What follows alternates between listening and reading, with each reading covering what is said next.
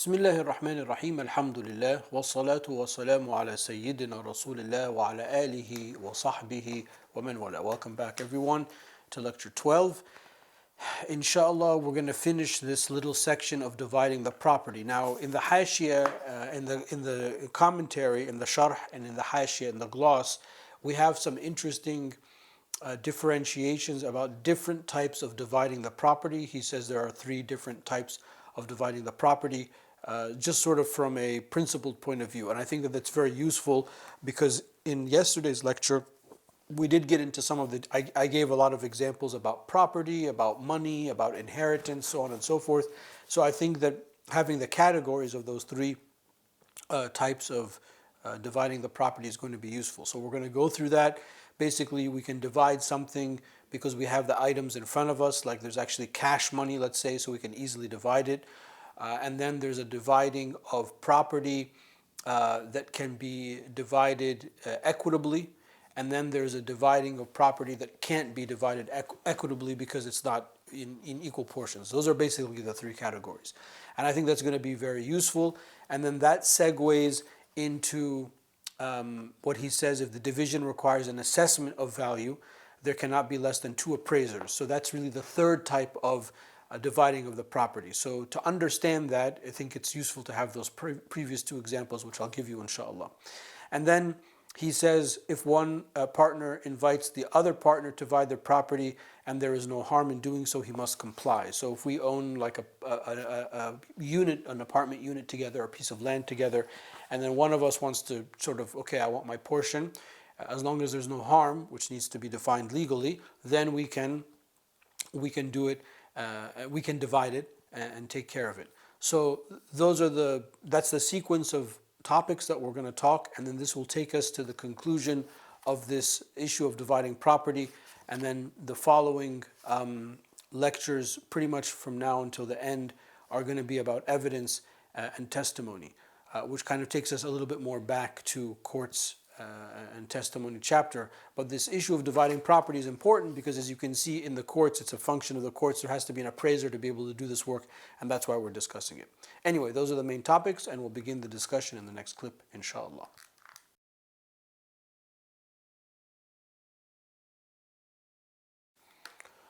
We begin the way we always begin, which is to turn directly to the text of Abi Shuja' radiallahu anhu, Qadi Abu Shuja'.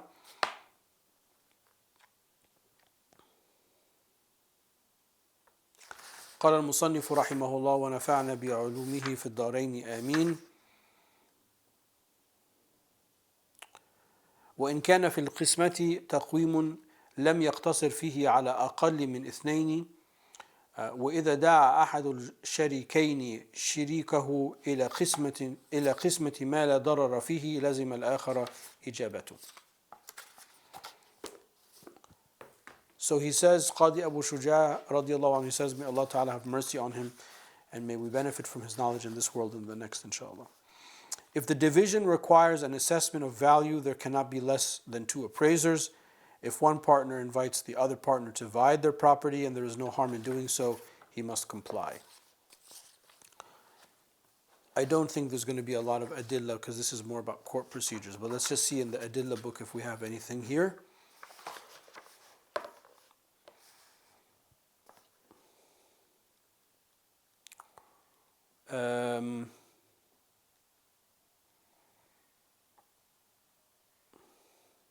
About the harm part, he mentions the overarching hadith, which is like a legal principle, which is actually one of the major legal principles of the madhab of Imam Shafi'i, is narrated in Ibn Majah.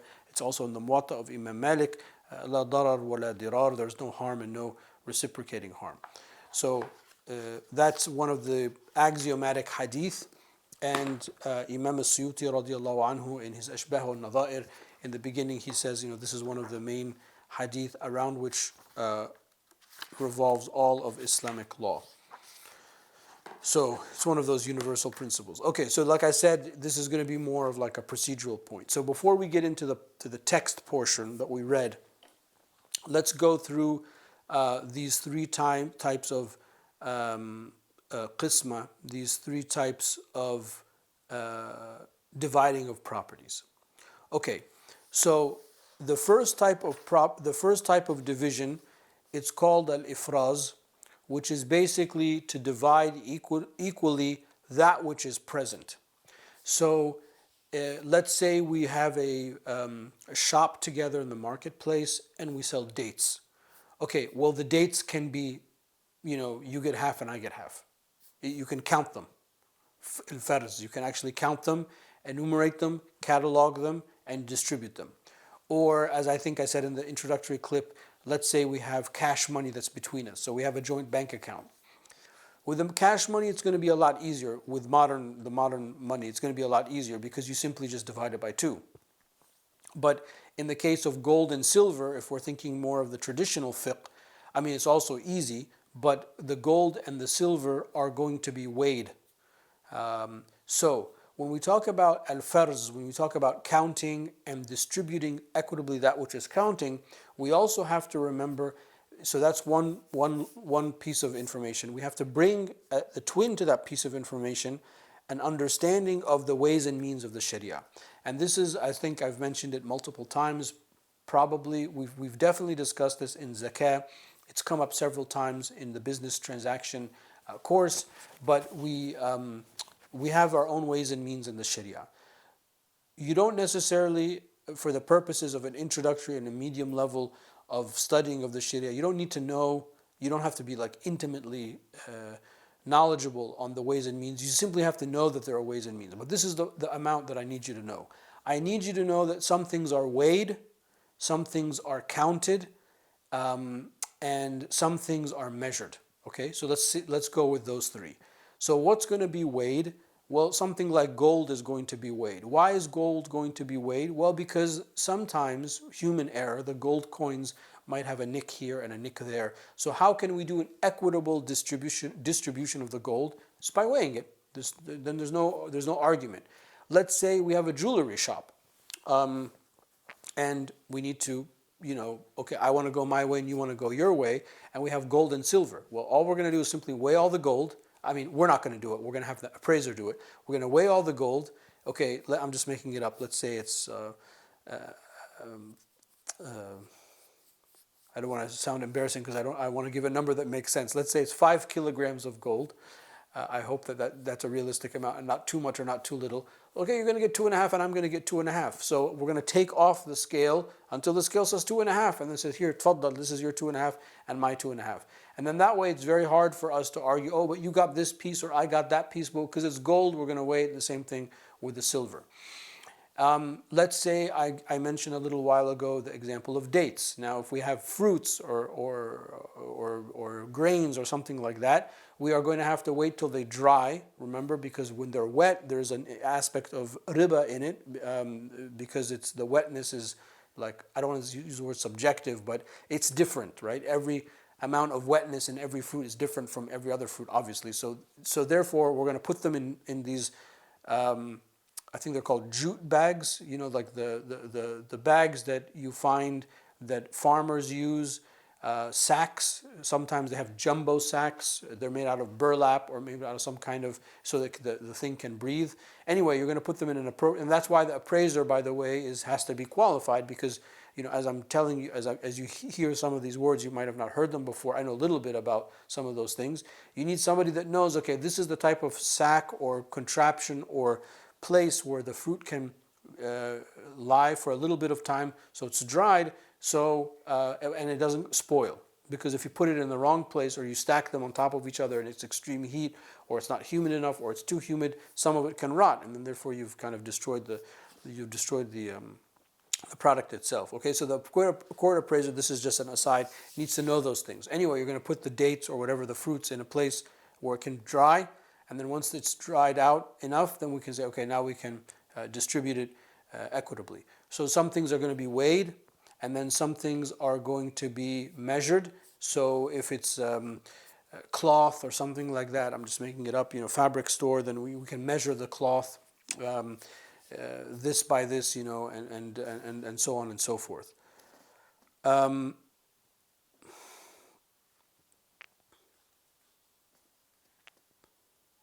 So the weight, the measurement, that's going to be one thing, the weight is going to be one thing.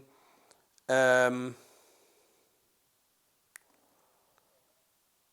a measuring of something also be land, for example. So we call them the plat, P-L-A-T, the plat of land, which is sort of the official diagram of the that's registered in the municipality. I hope that's not an American term. Maybe it is an American term, and I apologize if it is. But when you go to buy a piece of land, you have that official looking document that has like north, south, east, west, and it kind of like measures the land, and you have all of these lines, and it's what you use. That's the measurement. That's the tool of measurement of the land. Just like when you buy, I don't know if the books have, like, if you buy like a book, right, and there's a QR, there's a SKU on it, and a barcode, and a number, ISBN number in this case. If you scan this, it would show up. It's supposed to, I don't know, I haven't tried it, but it's supposed to show up on some website that shows you what this book is, and then hopefully part of that will tell you the measurement of the book. It's hardback, it's X number of pages, these are the dimensions of the book. There are measurements, so everything has a measurement. Maybe you haven't paid attention to it when you, as a consumer, but you should, because there are going to be measurements. So the land plat is the measurement tool for the land, and then that's how we can, okay, well, we can put a line here, or we can put a line here, or we can do it like this way, and therefore we can equally measure and then equally distribute. So this first type of qisma, this first type of distribution, which is called al-farz, is basically to amass all of the stuff that we have and then measure it, weigh it, identify it, and then distribute it. And then the ways and means, the weights and the measurements that are going to be used for that item are going to be the weights and measurements that we typically use for such an item. So therefore, the distribution is going to be equal. And as I said, you're going to put all of those things equally, and then the court-appointed person will do that, and then everyone will get what they want. He gives a long example in the sharh and in the commentary on grains and whatnot, fruits and whatnot. But I mean, we kind of talked about that, so I don't think we need to we need to say more about that. And it's going to be distributed however many people there are, starting with the largest portion. If they're not equal portions, going to the lower amount. Okay, that's the first one, and then the next clip we'll talk about the second type, inshallah.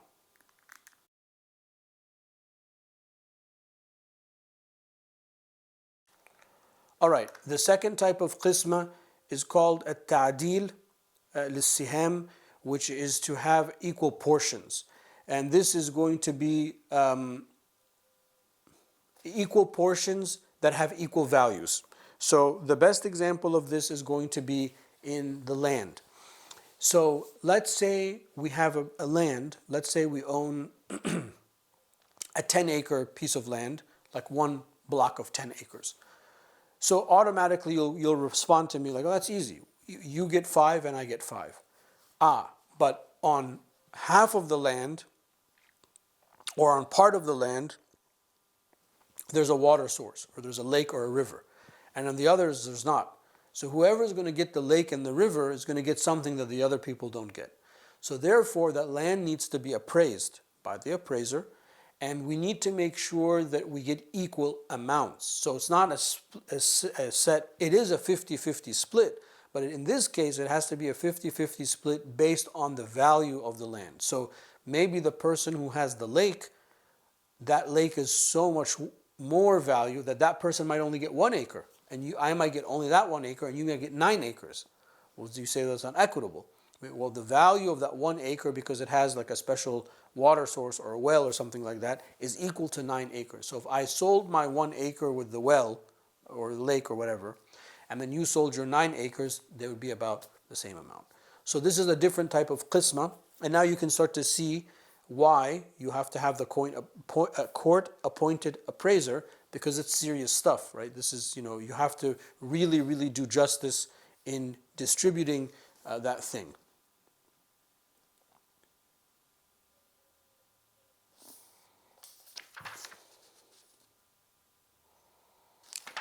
So related to this, let me just riff off of this land example.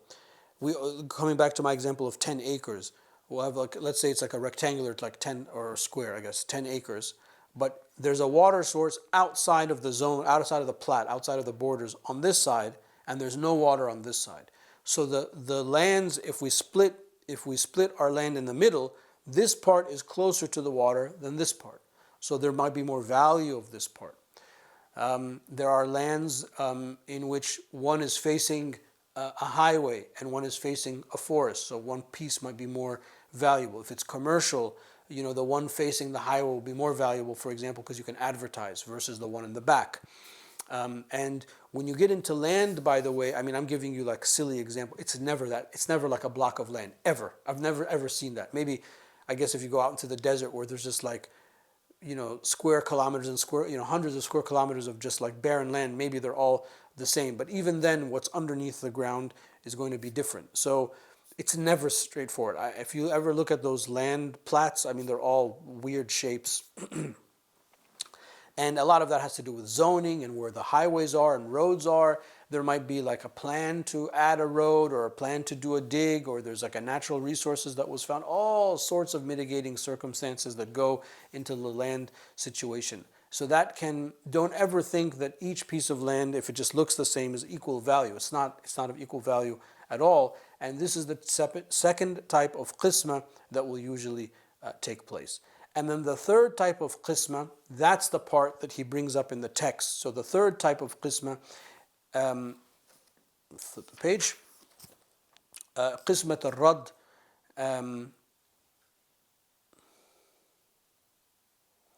is that we have a joint, and in these examples, I'm just giving you like me and you, we own something. Obviously, it might be more than two people, but it's impossible for you to cut it. Like we own this well together. Well, how do you cut a well in half? You can't cut a well in half.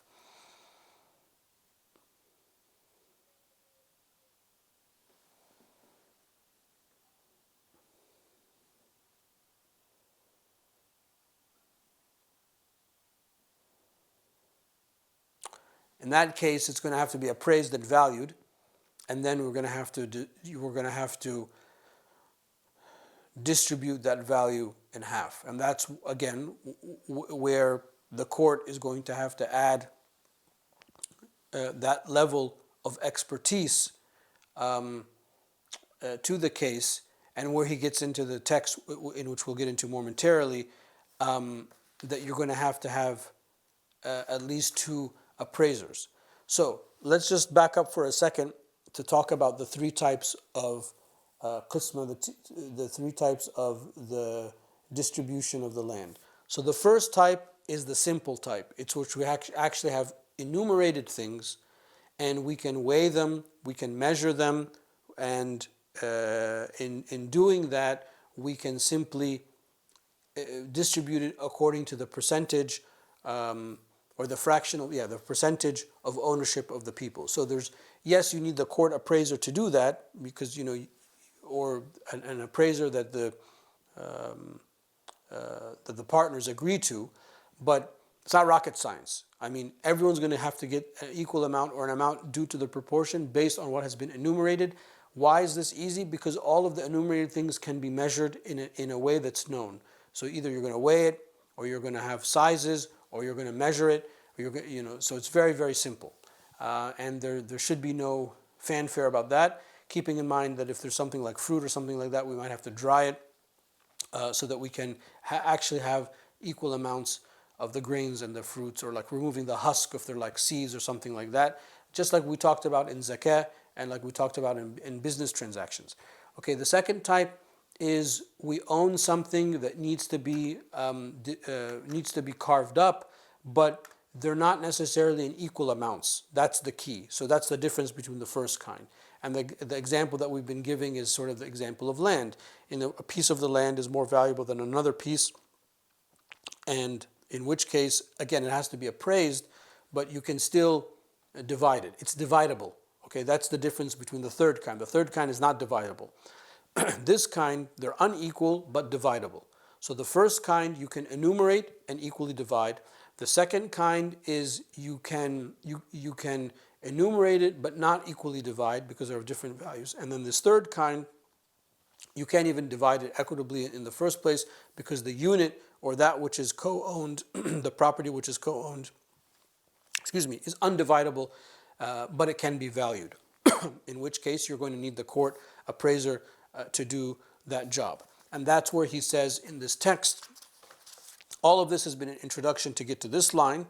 If the division requires an assessment of value, there cannot be less than 2 appraisers. Now, of course, the exception to that is if the court issues, if the court or the judge or the ruler of the state has an appraiser and the appraiser's appraisal is binding, then one appraiser is going to be okay. What he's talking about here is if we were going to do it amongst ourselves, or if the appraisal is not binding, or the text of the law says it's not binding, and therefore we have the opportunity to have an independent appraiser. So usually in the modern court cases, you'll have like an independent party, a third party to do this, who's an expert. But from the point of view of the Sharia, the default ruling is like, no, we're going to go with 2 independent appraisers, so that there is no question. So, and I have actually had some experience with this, and I have seen that when you get quotes for something or an appraisal or an estimate for something, if you get more than one, you will find a range plus or minus. And if you investigate that range, you will see that the range is explainable.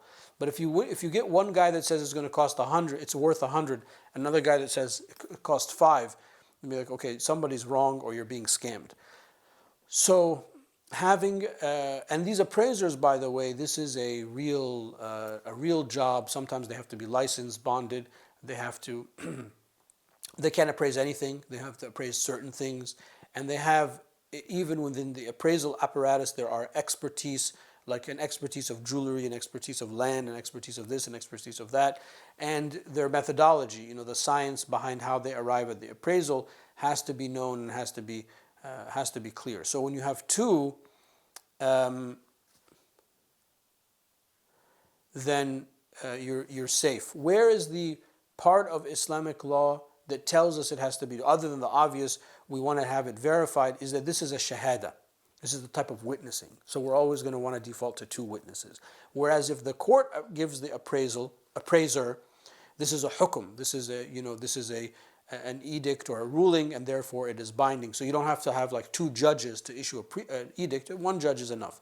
So in the court appointed appraisal, 1 is enough. But if we're doing it amongst ourselves, there's got to be 2 because it's a shahada, and both of them have to bear witness. And we also take away any potential impropriety. We'll continue the discussion in the next clip, inshallah.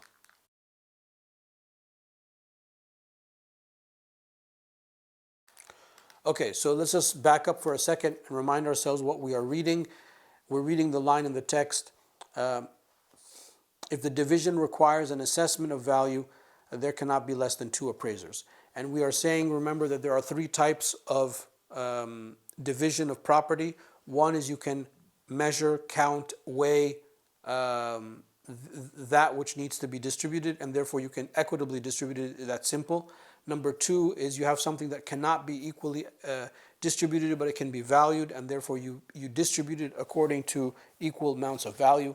And in this third kind, it can't be, you can't equitably distribute it, therefore it needs to be appraised, and then each person gets the portion that is appropriate, if it's like 50-50 or if it's 70-30 or something like that. And in this case, in the third kind, we're going to need 2 appraisers because we want there to be an equitable amount. We need 2 appraisers because it's a type of witnessing, it's a type of shahada. So in the Islamic legal system, we need 2 witnesses. And I think all that witness stuff, that's going to come later when we talk about evidence and testimony.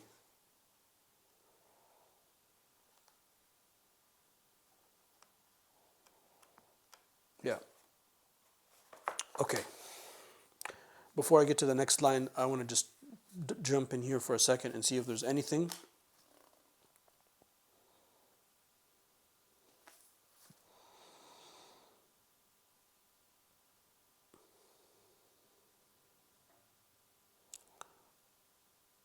Okay. Then the last line, sort of in this section, to conclude this section out, if one partner invites the other partner to divide their property, and there is no harm in doing so, he must comply. So we'll start with the standard rule first, and then we'll work our way to talk about the exception. So we own an apartment building together, and there are 10 units. We owe it 50-50, and I want to liquidate, and I want to divide it. That's pretty simple. So that's doable. There's no harm involved in that. Or we own those 10 acres. They've been, they can be divided. There's no harm in dividing it. But, if we own a well, we can't divide the well. You can't cut the well in half. So therefore, we're going to have to appraise it, and then each person is we're going to have to basically sell it and then distribute that which is distributable. So here, al-bay'ani bil-khiyar, the Prophet ﷺ said, those who buy and transact, they have the option to rescind. So there's no you have to get into this business transaction and you're stuck for the rest of your life. That's basically the idea, is that you have freedom to be able to move the property. And that's the Islamic understanding of ownership, al-milkiyya. Ownership and property, the right to property, is one of the maqasid of the Sharia. And remember when we talked about zakah, we said one of the conditions for zakah almost universally is what we call al-milku tam, absolute and complete ownership of something.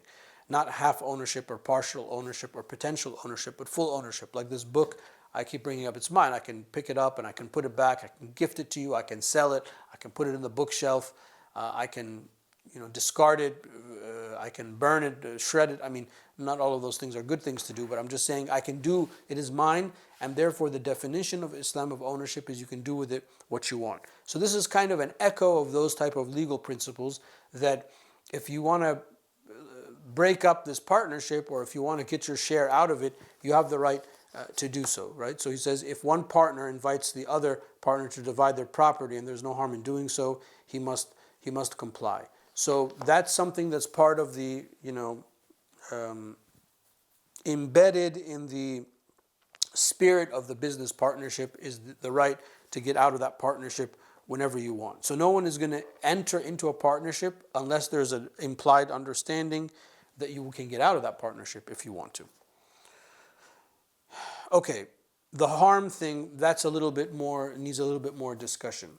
So the harm to the property, not the harm in the portion. So if my portion is greater than your portion, you can't come and say, well, the division is not fair because you get less of the portion. That's not what he's talking about. He's talking about harm to the thing itself. I think the example he gives is a bathroom.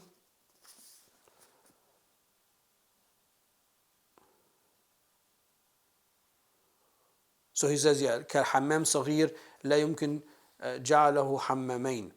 Like حمام صغير لا يمكن جعله حمامين. Like a small bathroom or wash house that you cannot make it into two.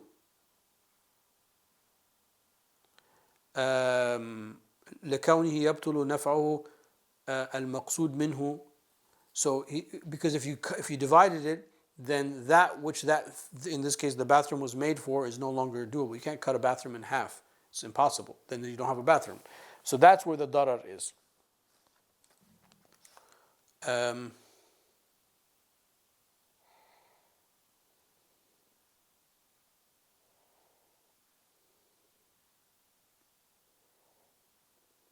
Another example he gives is a sword. So if we both own a sword together, because swords can be extremely valuable and in part of a necessary equipment, if one is in a time where there might be you have to have your own weapons for warfare, etc. Or if we owned a gun together, because guns can be expensive. I mean, I can't cut the gun in half. Then there's no gun, or there's no sword, or there's no tool, or there's no bathroom, or there's no well. That's what he means. But the example he gives about, like, I own like 9/10 of something and you own 1/10 of something, you can't say that that's the harm, because it's just, well, that's your portion anyway. I mean, that's what you're going to get from it. But it's still usable or sellable. That's the key. But look, if we own like an apartment unit, well, you can't cut an apartment unit because that's the smallest divisible part. Then that would not be you don't have to split it, well, because you can't. So in that case, if you wanted to liquidate it, you would have to, or if you wanted your portion, you'd have to sell it and divide, or you can sell your portion to your partner. That's another way you can do it. Or you can sell your portion to somebody else. So I can say to a friend, I can go to my friend and be like, look, I own 50% of this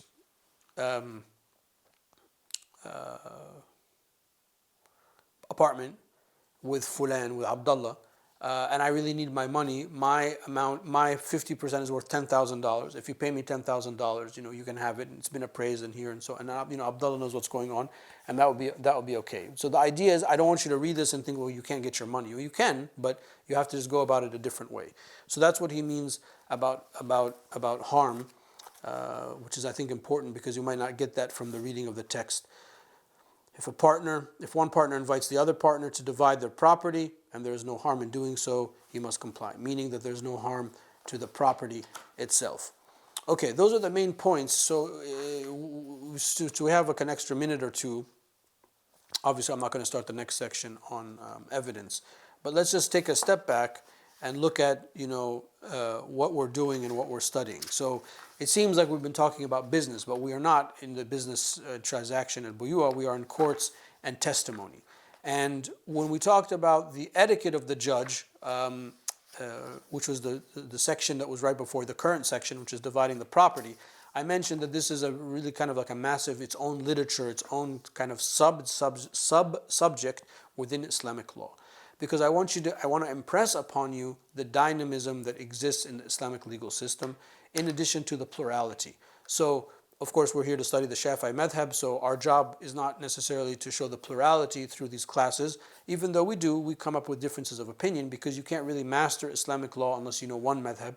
After you know one madhab pretty well, then you can go on and kind of understand the other ones. But other than the plurality, I need you to see the dynamism. So the Islamic legal system has all of these services that it's providing for people. Now, these services in today's day and age might be found in different civil society agencies or different apparatus of the state.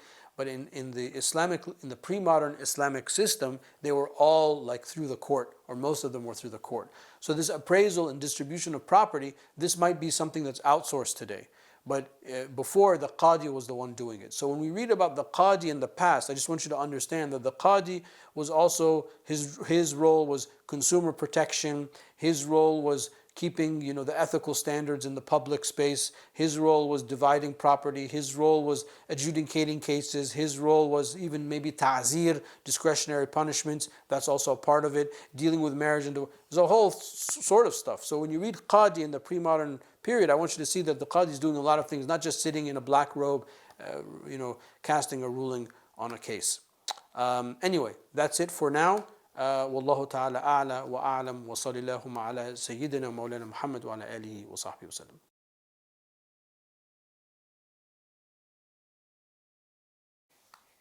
Alhamdulillah, we are able to conclude the section on dividing property in today's class. And we learned that in dividing property, there are three types of the division of property. The first type is we're dividing something that can be enumerated, measured, and or weighed, in which case we simply measure and weigh it, and we distribute it according to the fractions or the percentages of ownership in the original agreement. The second type of distribution of property is that we cannot equally divide the property, but we can value, in other words, we can't like measure it and cut it and equally divide it, but we can divide it based on value, in which case we need to have the appraising of it. We use the issue of the land, and therefore each one is going to get equal value. So you can distribute equally the value, but not the item itself. And in the third type, which is the type that's in the text, we cannot divide the property itself, in which case we need at least two independent appraisers, because it's a type of witnessing, except if it is done through the court and it is the court appointed appraiser, which is binding, in which case that person's appraisal would be okay, because then it's a hukm in that case, not a shahada. And then we also learned that if one of the partners invites the other partner to divide the property and there's no harm, then they must comply. The harm here is to the property itself. So we used the example of like a sword. I think in the last example, if we own a sword 50-50, we can't cut the sword in half, it will break it, in which case we would have to sell the sword and split the profits, or I can sell my share to you, or you can sell your share to me, or so on and so forth. Those are the main points that we talked about. However, there's a larger topic. I just wanted us to remember two main points: the plurality of Islamic law, and also very importantly, that the role of the courts in traditional and classic pre-modern Islamic law, and the role of the judge is much wider than simply just what we think in the modern world of a judge. But they are consumer protectors, they reconcile, they can issue discretionary punishments, a ta'zir, they can impose sanctions, they do all sorts of things. And all of those things in the modern world are usually things found in other entities, but in the pre-Islamic legal system, all of them were in the court, all of them were in the persons of the qadi. So I want you to remember that as you're reading all of this, to realize how wide and plural and diverse the role of the qadi was. Anyway, those are the main points. Walhamdulillahi Rabbil Alameen. Wa sallallahu ala Sayyidina Mawlana Muhammad wa ala alihi wa sahbihi wa sallam.